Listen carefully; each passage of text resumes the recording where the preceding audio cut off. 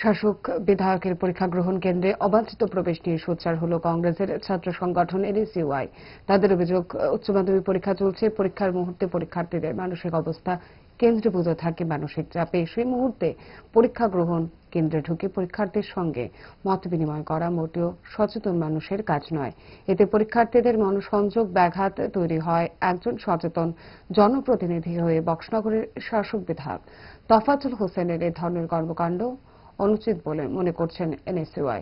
বিধায়কের এই ধরনের অনৈতিক সফরের বিরুদ্ধে সরাসরি রাজ্য শিক্ষা দপ্তরের শরণাপন্ন হল এনএসইউআই। দেওয়া হল ডেপুটেশন। কি তাদের প্রতিক্রিয়া শোনাবো।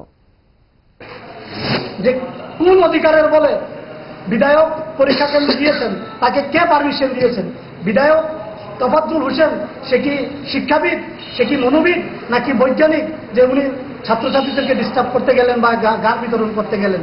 আমরা এই দপ্তরের কাছে এবং রাজ্যের শিক্ষা দপ্তরের কাছে আমরা একটা দাবি নিয়ে এসেছি যে তফাজ্জল হোসেনের বিরুদ্ধে স্বপ্রণোদিতভাবে মামলা করতে হবে এবং তাকে আইনতভাবে শাস্তির আওতায় এনে একটা উচিত শিক্ষা দিতে হবে।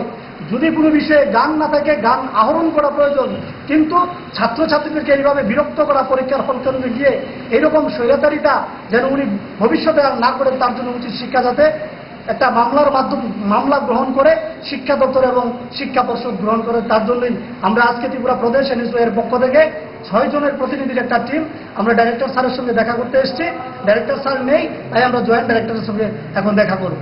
ভালো খাবার দেখে অম্বলের কথা মনে পড়ে, তার সমাধান তারা। 5 দশক ধরে গ্যাস, অম্বল ও পেটের সমস্যার একমাত্র সমাধান গ্যাস নল।